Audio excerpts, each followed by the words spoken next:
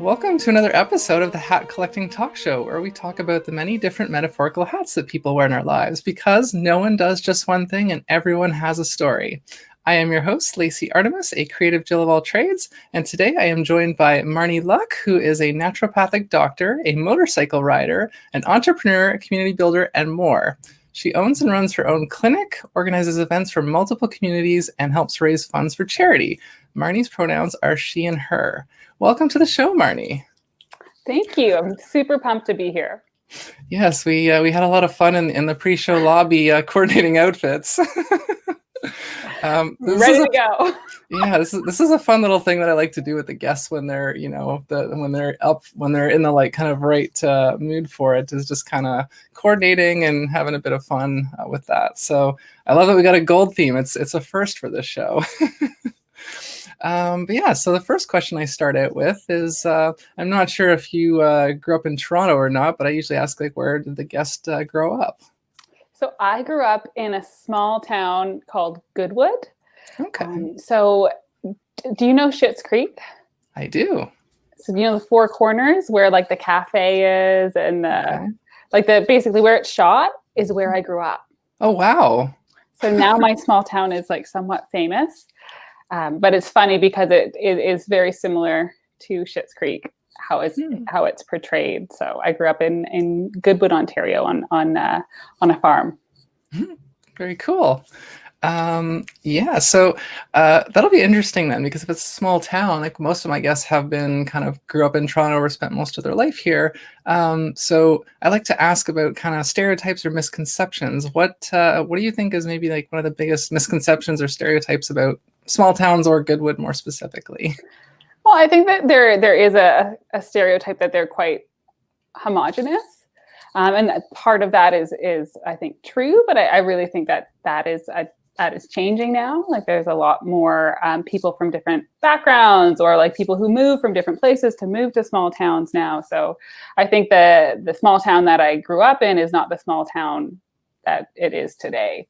I guess there's also some misconceptions that there's perhaps like some closed-mindedness with people living in small towns. And I would say that, that can happen anywhere. And there's going to be people who are very open-minded and people who are closed-minded in small towns, just as in big cities. So I think that's probably a misconception as well. Yeah, definitely. So I'm going to take this opportunity to do our land acknowledgement, or at least the land acknowledgement for Toronto.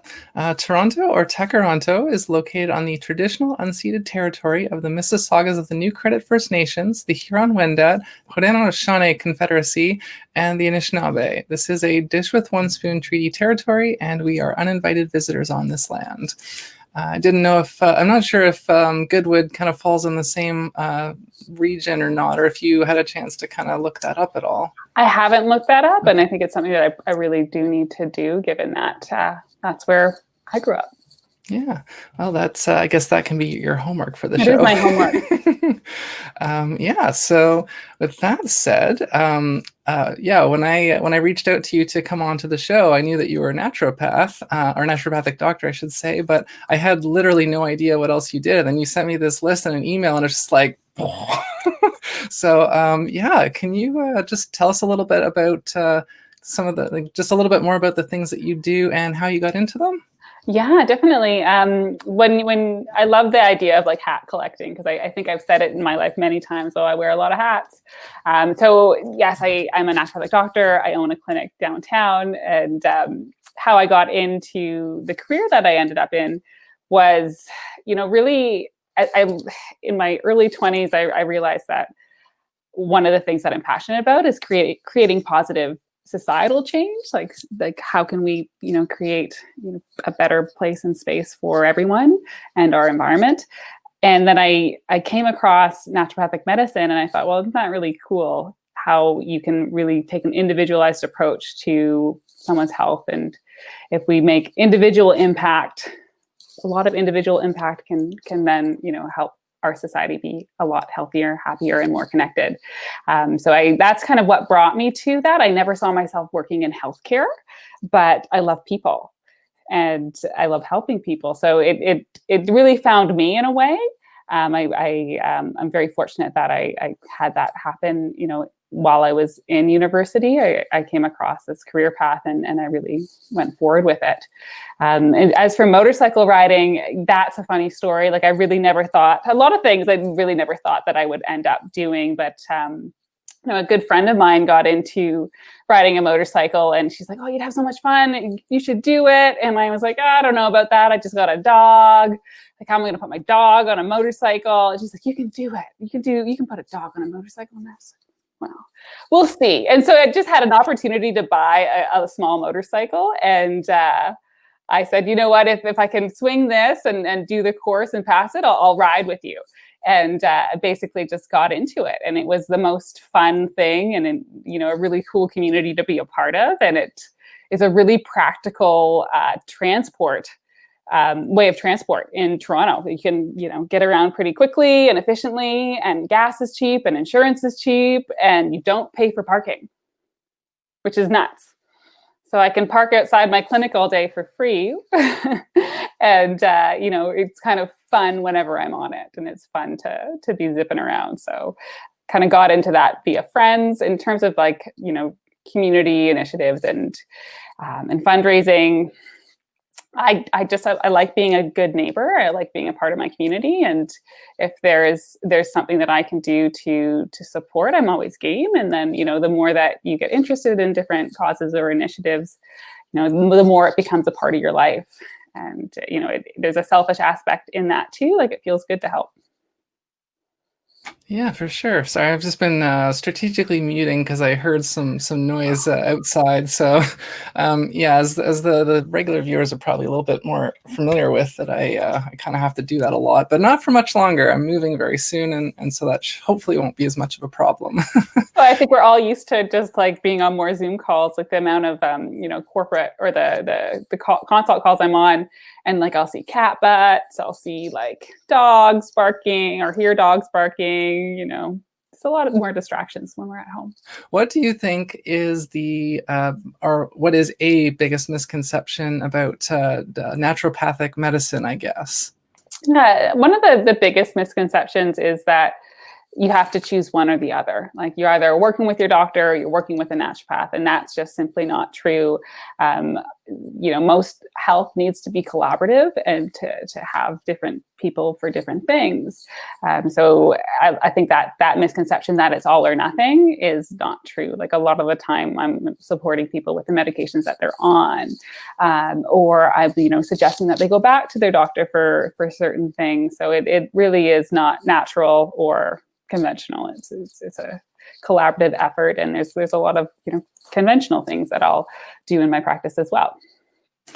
Yeah, it's actually been pretty interesting for me. I've been mentioning this on recent episodes because this year has been like a revolution for me in terms of like diet and cooking and different things like that. And I realized, like, I was gonna mention this, it might have come up anyways, but this idea, like, I know people are always like, oh, you should just go get some calcium supplements or some iron supplements, but it's like, and I think you might have even said this to me at one point, of just, it's so much better to just get that from your diet, because then you're not just getting that, you're also getting like fiber and protein and water and things. And like, usually I feel like doctors do just say like, oh, just go get some like iron supplements. It's like, well, or you could, add food with more iron in it to your diet. Like, yeah, it's really like, you do need to think about, what and why do you need to supplement if you do need to, and is there an alternative way, right? And sometimes there's a combination of both that needs to happen depending on what's going on. Yeah, definitely. And I thought that was interesting, because like I thought of it as, like I said, that my doctor usually would just be like, oh, just go and get a supplement or whatever. And my roommate is much more knowledgeable about this stuff and has been teaching me the wise ways of nutrition. Aside from you, because full disclosure, I have worked with Marnie. That's how I know Marnie. I have consulted with her several times in the past. So the next question here on our series is, when you were a child, do you remember what you wanted to be or do when you grew up? Yes, I wanted to be a hairdresser. I wanted to be a hairstylist. It was like my dream. I used to love, like, I had a crimp and curl doll, which had like kind of hair that would stay in place. And I would just spend hours like playing with the hair styling of it. And that's like what was my dream until about, I think I was like 14. And yeah, unfortunately, my dream was kind of like squashed by a teacher. My teacher, I think, I don't know what grade I was in. They were like, well, you need to go to university, and, you know, shouldn't just like I was told that that wasn't enough. Regardless, like I'm happy where I am now, but it's just kind of, it's interesting, like what you want it to be. And then like the influences, external influences on like whether or not that's a good idea. That is pretty much exactly why I asked that question, because I always find it really fascinating. Like it seems, I'm going to have to sit down and actually crunch the numbers one day, but it seems like most people do not end up going on to do the thing that they thought they wanted to as a kid for various reasons. But speaking of hairstyling, I actually am going to be trying to get a stylist on this show at some point. So like literally, I want to interview every profession basically. Because like, yeah, what are all the different things that, you know, what else does a stylist do that you wouldn't necessarily expect? Like that's kind of part of the fun of this show. So yeah, thank you for that answer. Yeah, so the next question, again, this cultural narrative that this show is kind of unofficially built around, this idea that by the age of 30, we're supposed to have everything figured out and be on the right life path, that we're going to ride right to our you know, last days. And as I talk to more and more people kind of in my age range, kind of in, you know, 30s-ish, that's often not the case. And so I've been asking, at what age do you think that you kind of finally, if this is the reality for you yet, for a lot of people it still isn't, but if you feel like you're on the right path for you now, what age were you at when you kind of first, you know, got onto that path? Yeah, I think I was very lucky that it was in my early 20s that I realized that I wanted to pursue naturopathic medicine, even though I really hadn't thought about it prior to or when I was in university. So I was around 23, I think 23, 24 when I was like, you know what, that looks like something I'd really resonate with. And I just did everything I needed to do to get the boxes ticked, to get all my prerequisites. Because I was at McGill for doing an undergraduate degree in commerce, and I was able to, you know, complete that degree with all of my electives being sciences, so that I could apply to the 4-year naturopathic medicine degree. And that the rest is history. I was a student for way too long, but I'm so lucky because, you know, I'm 5-6 years into my career and like building my practice, and I truly do love it. Like I love it so much, but there's part of me that wonders if I will be in this career forever. Yeah, I think very, very similarly about my own situation. And that's kind of a thing, like we don't have to do the same thing forever. You know, maybe an opportunity will open up for you in a few years down the road and you'll be able to kind of hop tracks. But I actually was about to ask you how long you've been running your practice for, and you just answered it. Yeah. So that's cool.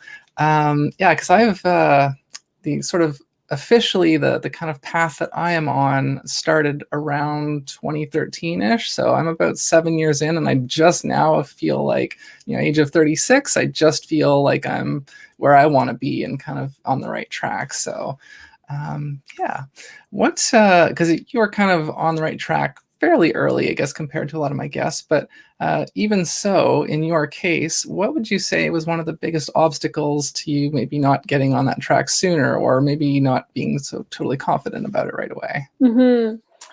Yeah, I always like joke that I may not be on the right or the race track, but I'm on the right track. Like nothing has like been happening overnight. Like it's been quite a build and a progression and like a evolution. But so this is an interesting story about how I actually figured out what I wanted to do.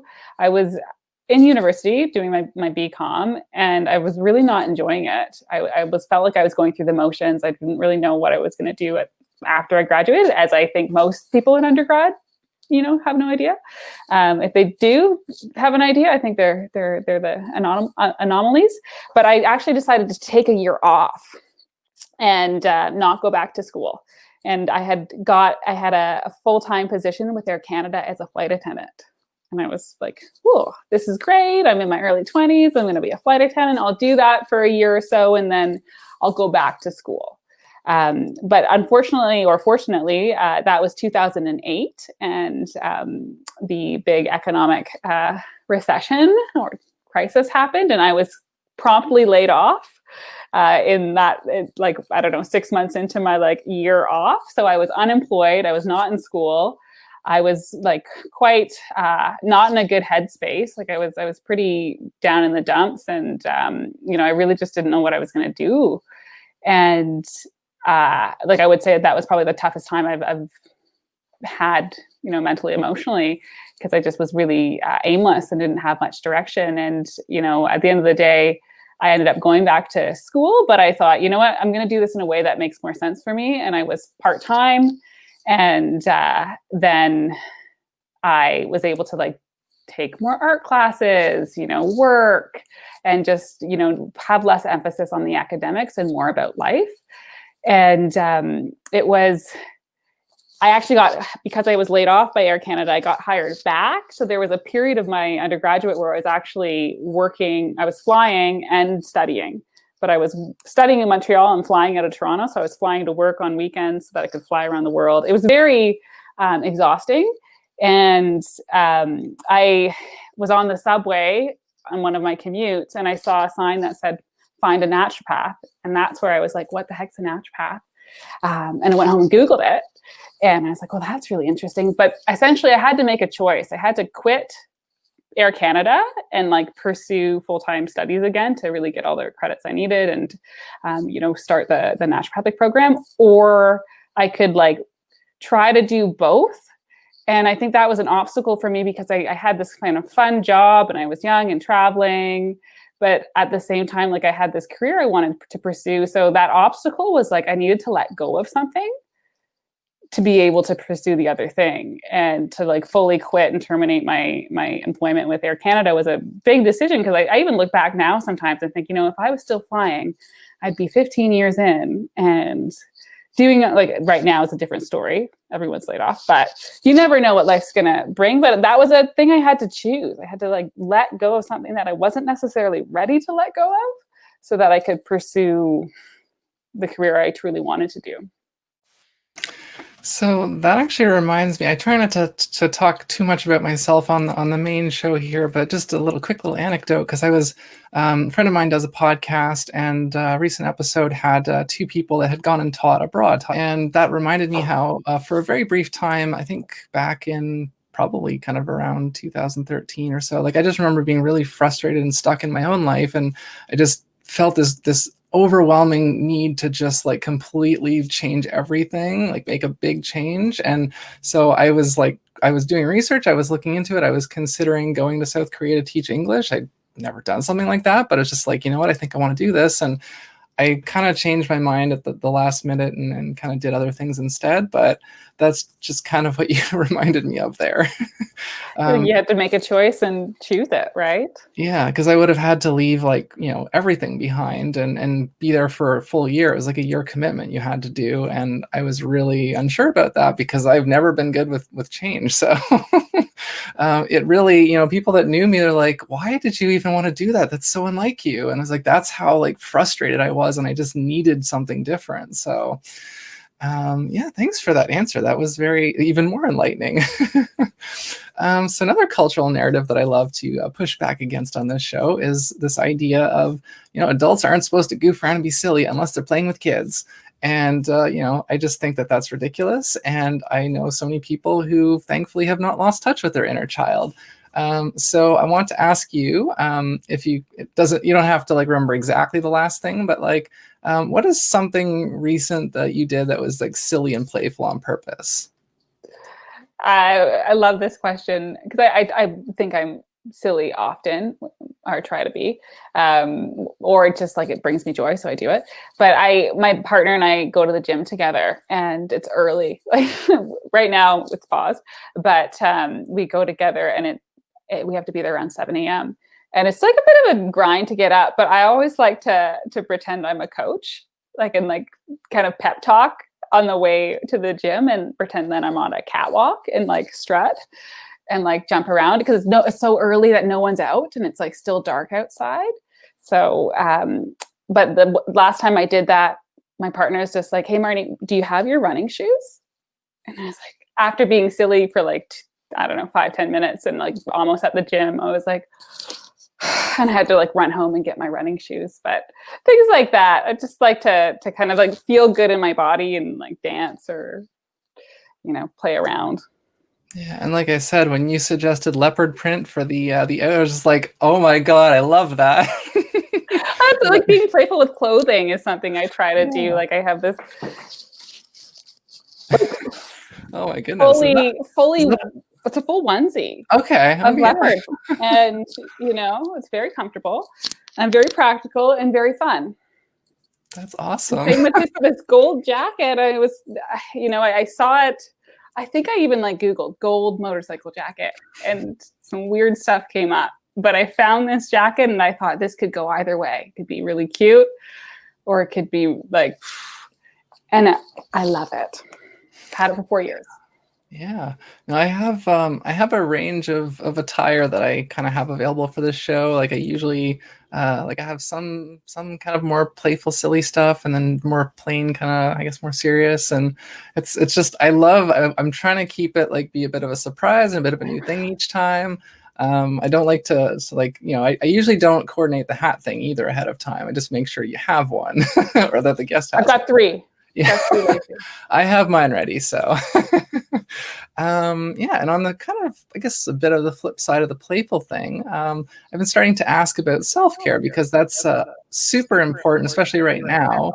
And it's like, again, I say usually people think of self-care as like going to the spa and getting completely pampered, but it can be very simple, small acts. So what was a recent act of self-care that you did for yourself, no matter how small it was? I had a bath around noon today. Around noon. Like that's something that I'll do if I know I could shower, but having a bath is just like, even if it's quick 20 minutes, that just totally relaxes me. And, you know, I make a priority to give myself that time. Yeah, that's definitely a good one. The place I lived in before this didn't actually it had a tub, but it didn't have a proper faucet, so you couldn't really do a bath in there. So I've actually been able to have a couple of baths here, which was kind of nice. But yeah, that's definitely a good answer. I've been having a lot more, kind of feel a little bit guilty about this, but I've been having hot chocolate a lot lately. That's kind of been my thing. But I try to put less of the powder in and more water. So just a bit of the flavor, but not like full of chemicals.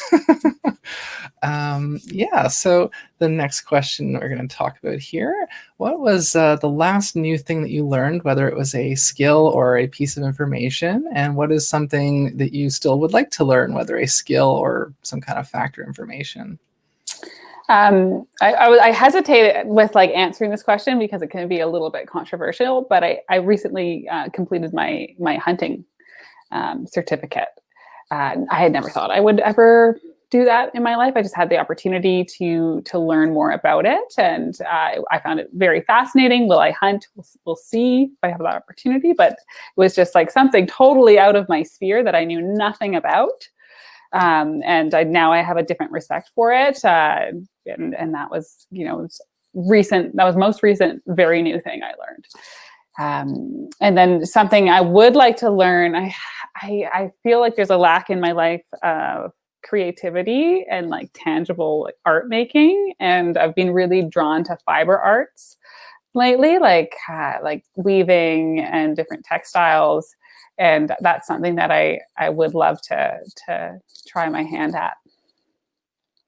You should definitely do that. And it's kind of a really interesting coincidence because Victoria from episode 5, she also ended up wearing kind of yellow gold. It was more of like a mustard color, but like yellow. And she's actually a sports shooter. So one thing that we talked about was that like when this is all kind of over and we can actually go and do things again, I'm going to go with her. I'm hoping to go with her to like a shooting range or whatever and kind of do that. And I was just saying, hey, maybe we could bring you along.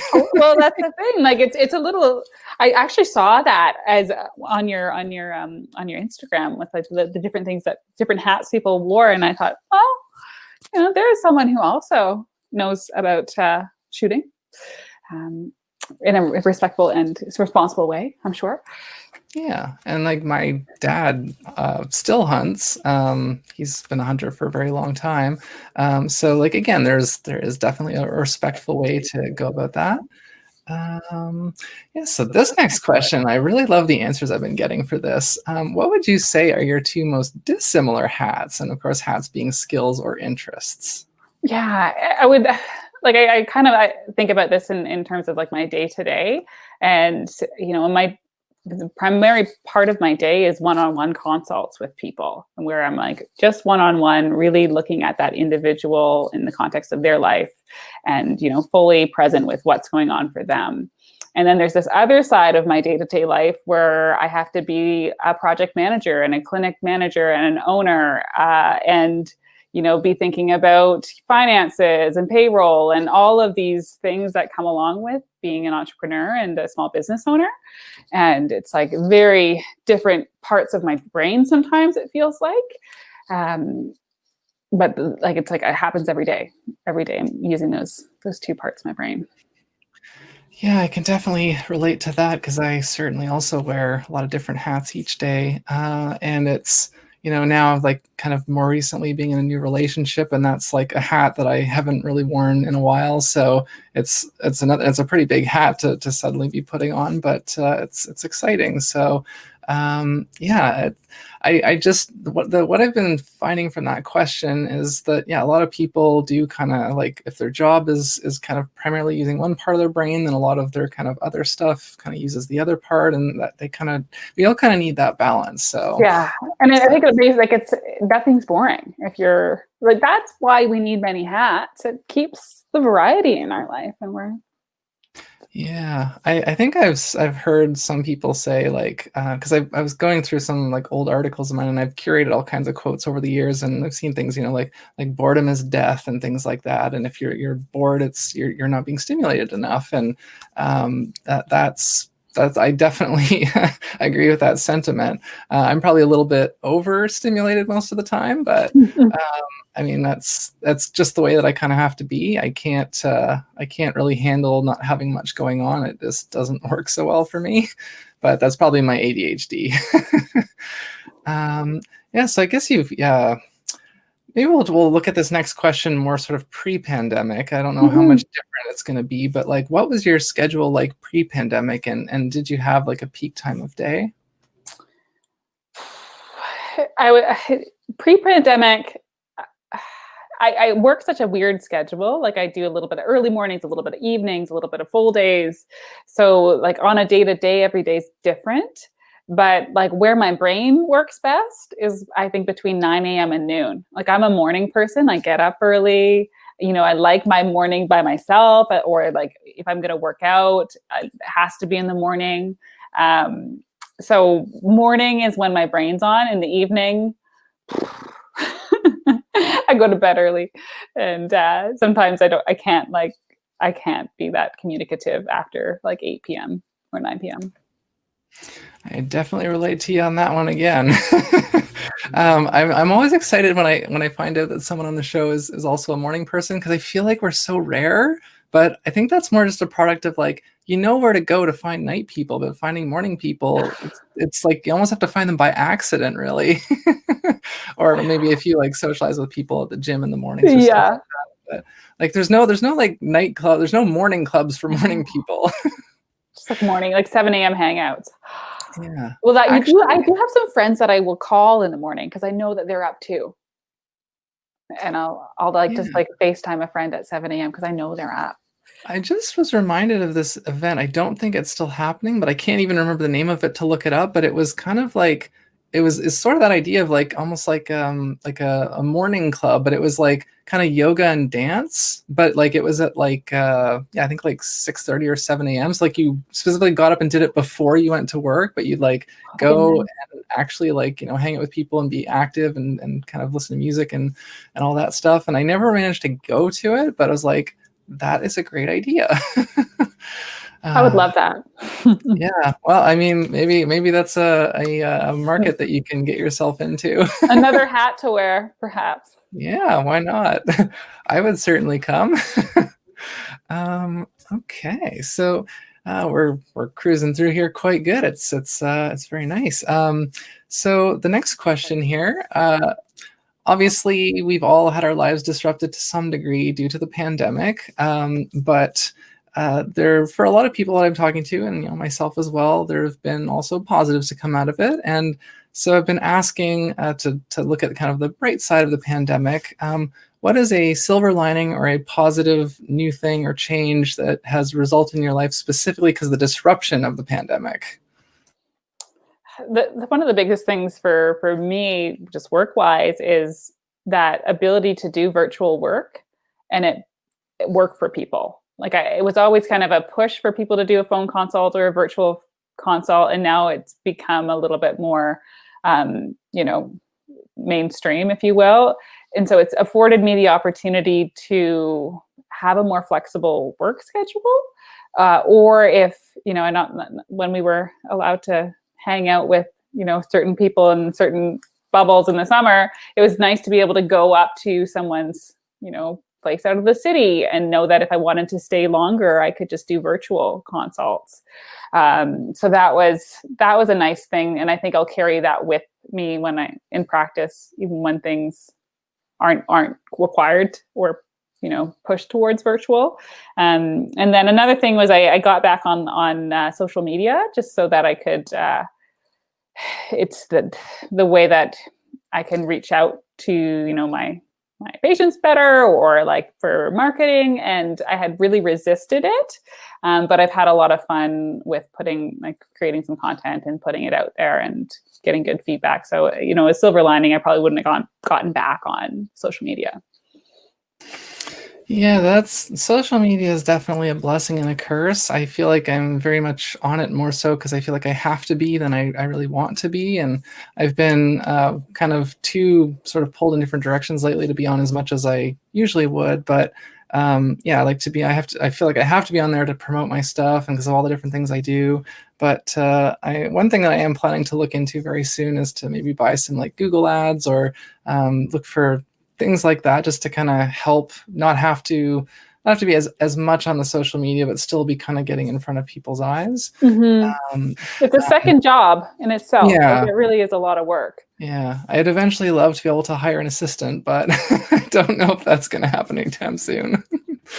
Yeah, so the next question here, again, like these are things that affect everybody. And so everybody has a mental health in addition to, emotional health, physical health. And so I like to ask the guests, again, whatever you're comfortable sharing or talking about, but have you dealt with any, and you can also talk about the other kind of health stuff, like some people have disabilities or they have other chronic illnesses, but I usually just kind of, I guess, couch on the mental health. But any of these issues that you have dealt with in your life, and how have you worked through them? Mm-hmm. I would say like the time that I've had a couple like very low moments in my life emotionally, like we could label it depression, and there was an element whereby family stepped up and was there for me, and then also like I did the things that I needed to do and had the resources to seek additional support via therapy or my own naturopath at the time, and really be able to get through that. Anxiety is something that I've also experienced, especially with regards to interpersonal relationships. Like I found it difficult to be in a partnership with someone, even though I wanted to be. And so working with a therapist on that.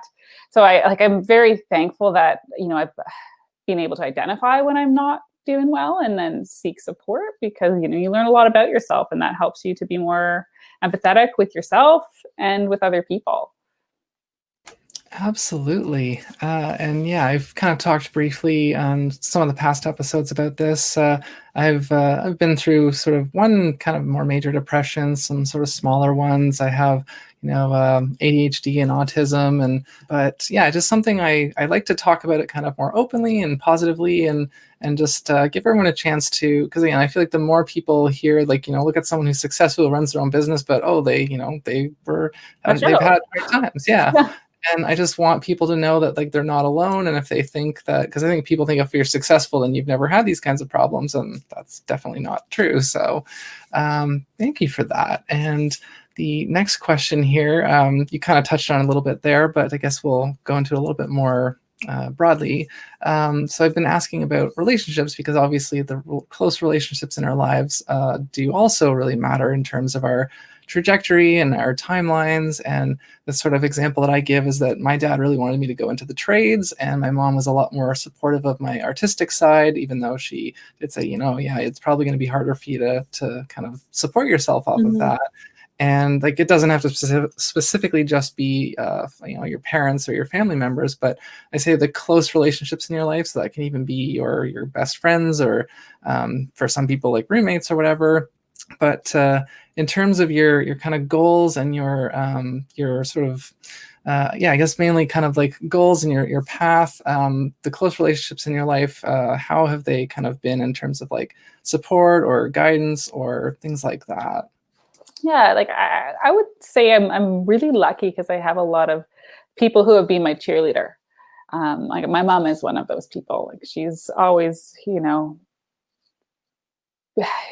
showered me with like not praise, but just like being there for me, and like said, if you think that's the right thing that you need to be doing, like never dissuaded me from something. And she's joked that she's like, sometimes I think I enable you, Marnie. Was it a good idea to get a dog? And I'm like, yes, Mom, I love this dog. And I have a lot of friends who, when I was starting my practice, who they were the first to recommend me to their friends and family, and really be in my my world, cheering me on. And then I've also struggled with, some people who are close to me, like maybe my brothers, my dad, where they didn't really understand the career path I was taking, and said some negative things, which hurt a lot when it comes from the people that you love. But then at a certain point, you can't expect them to understand or expect to get what you want from them, in terms of what your choices are. And I think I still struggle with that in certain aspects, but for the most part, I've been like quite supported. Yeah, that's really good, and I'm glad you kind of touched on that, because I know that the question's kind of framed of like, how have you been supported, but I'm glad that you kind of brought up that your brother and your dad maybe aren't as supportive as you'd like, because that is the reality for a lot of people, that they don't have the same supports that we might have. And so again, I want people to know, like, okay, you're not alone, and maybe and also to make people aware of like, okay, if this is the way that people are kind of reacting to you and your stated goals and things, then that's like a red flag, and you should kind of be aware, like, oh, I deserve better, or this person's not the best person to maybe have close in my life right now, because they're kind of like holding me back or hindering me, affecting my confidence. So it's sort of both to like say like, okay, what ways do people get supported, and what things should they look out for, so that they can identify the kind of positive influences, I guess, in their life, and maybe the ones that they should try to like put a bit more of a buffer with. So thank you for that. You covered both of those very well. So the next question here, I preface this by saying that obviously, like, we've all failed at things in our lives, and failure doesn't always have to be like, because usually we learn something from it. You would hope that you learn from it. So I ask, what is something that you failed at in your life, or that didn't go the way that you hoped, but you ultimately learned something really valuable from it? And what was that, if you are okay to share? Yeah, it's funny because I am like a stubborn, determined person who's like, failure is not an option. Like I always like push through. And I also feel like I'm fairly good at recognizing when something's not working and to not force it, which perhaps has like avoided some, failure down the road by just, pivoting quicker than, pushing something too hard. Like I failed my motorcycle test. I had to do that twice. And, I think when you fail little things, or you fail, like perhaps it would be a big thing, it's all relative. Like that could have really, dissuaded someone from pursuing it. I was like, well, I got to do it again. So I don't have a very strong relationship with failure, but I would resonate with the fact that like, I think I'm afraid of it, but so much so that I really try to avoid it at all costs, which, is that a good thing or a bad thing? That's probably arguable, but I would say that I'm a long game person. Like I'm always thinking about the long game. So those little failures, those little hiccups, like going into debt, or like, having to backtrack a little, or, think about things a different way. I don't see those as failures. I just see them as part of that process to get to where you eventually want to be. Yeah, and I was gonna say, like, with you starting your own practice, I'm sure that was not something you're just like, oh, nothing could possibly go wrong with this. And I think, like, with some of the things that we have to decide to do, like, there's maybe like there's this much kind of fear, but then like you're knowing that it's the right thing and that you want to do it. Maybe it's just slightly enough above it that you can push past the fear. And sometimes maybe the fear is still too much, and you still have to kind of work yourself up to it. Like for me, like, when I first started this show, the thought of like reaching out to some of my like dream guests was like, oh my God, they're gonna be like, get away, leave me alone, I don't know who you are. And now that I've gotten a little further in, I'm like, okay, people are really responding positively. So if I reach out to one of my dream guests, they might actually be like, oh, this sounds really cool, I'd love to do that. And it's like, wow. So yeah, definitely. I've really evolved in that sense a lot over my life. I'm aware that I used to be much more like afraid, and it took me a lot longer to kind of work up to doing things.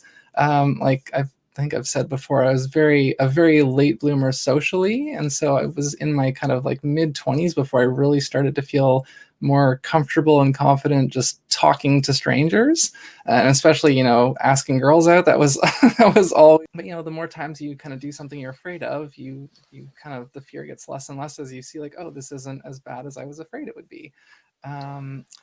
Yeah, so the next question here, we're getting close to the end.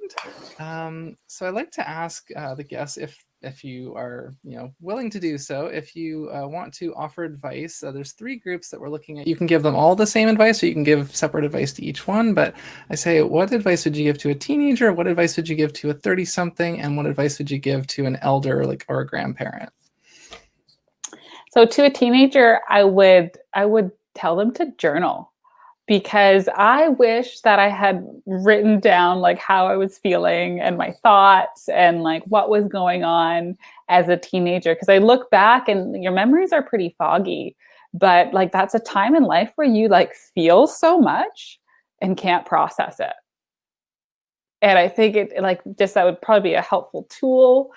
And also then once you've like, I wish I could read my like 16-year-old journal. So if you're a teenager, write your thoughts and feelings and what you're doing and your day-to-day down, because it's just would be a good process and also fun to look back on. For people, my age, I'm 33. I think this is a time in people's lives in their 30s where they're like, am I doing it right? What if? Like, should I be? For a lot of people who want to have a child, they're like, oh man, I should do this. What if it can't happen? Like all these things. And I have a motto, which is a lot can happen in a year. And just to know that as a truth, and to kind of take that pressure off of trying to be where you're not. And then for, a grandma or an older person, I would tell them to, really take care of themselves better. Like, don't let go of your health just because you're now, in that last chapter.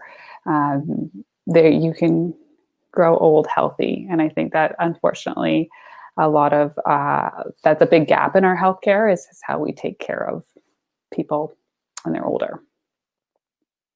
Definitely. And that was really great, succinct advice. Thank you for that.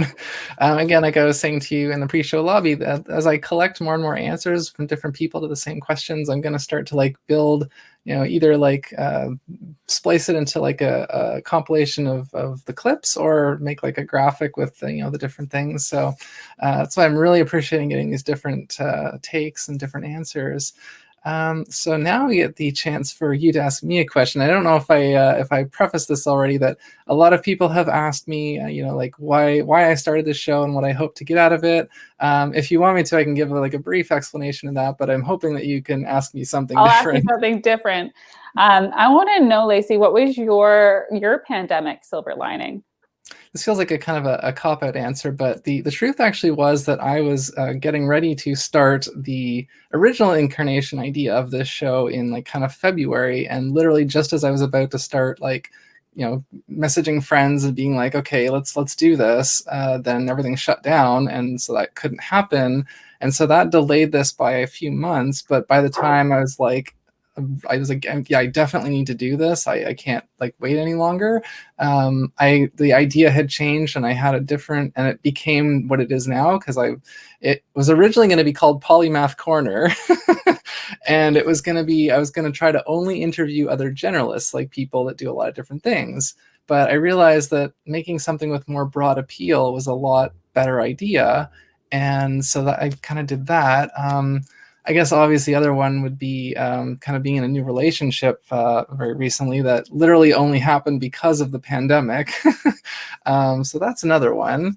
I guess there's a few other things, but I feel a little bit kind of guilty as well, because I've had a really good year all considered. Like there's been some downsides, but I really can't complain very much. And I know a lot of my friends have really struggled and had a hard year. So that's also why I'm trying to, share whatever kind of wealth and happiness and positivity that I can as a way to kind of give back.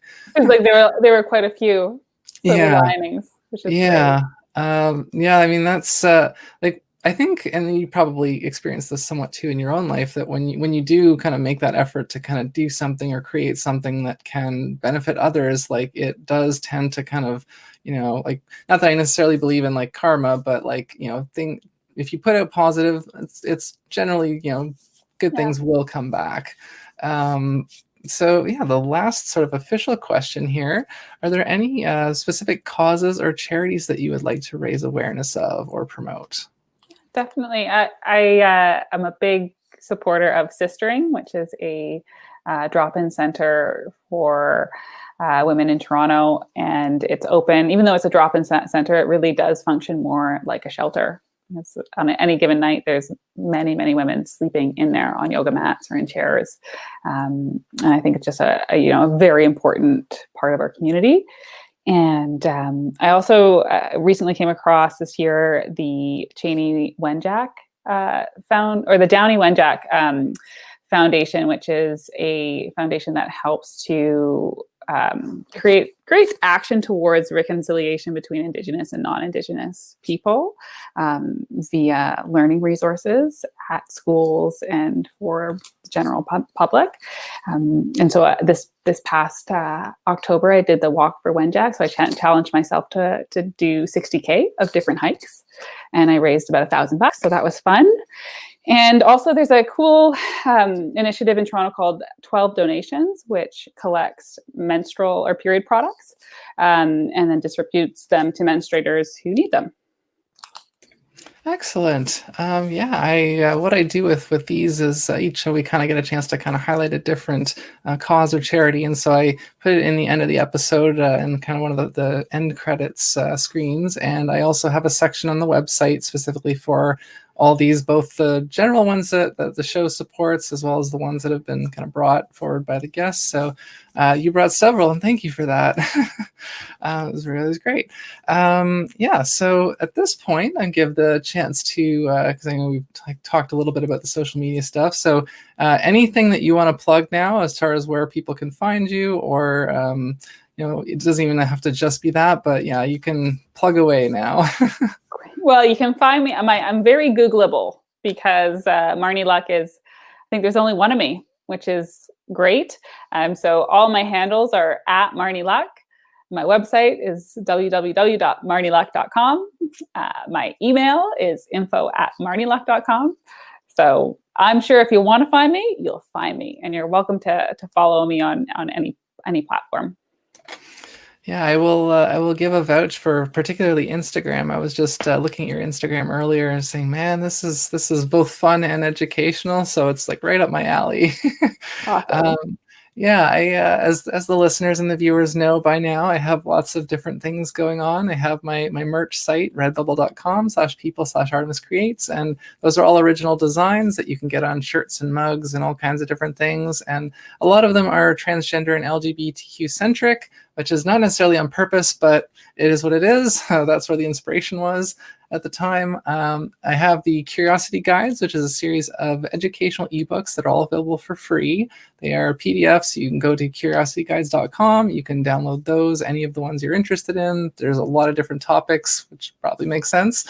I'm going to be publishing my first, hopefully not my first, but my first short fiction novel in December.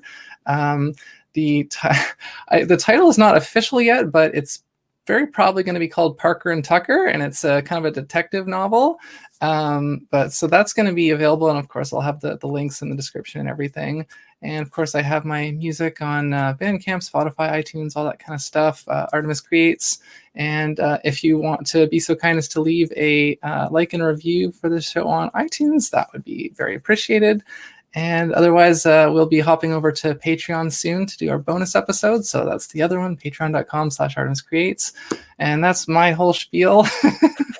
Now we get to do the part that everyone looks forward to, I'm sure. I certainly do. We get to put on hats and have a bit of fun for a couple minutes and then say goodbye. So I don't know what hats you have, but I have one ready here. I have one ready too. All right. 1 second here. Oh my gosh, I should have known. So I got this. Oh, no. Can you hear me still? Yes, I can. Oh, I love it. Yeah. We're both wearing helmets. Yeah. Whoops. Yeah, so I'll tell the viewers and the listeners, I will confess that when I first started doing the show, I did have a decent number of hats, but most of them were purple.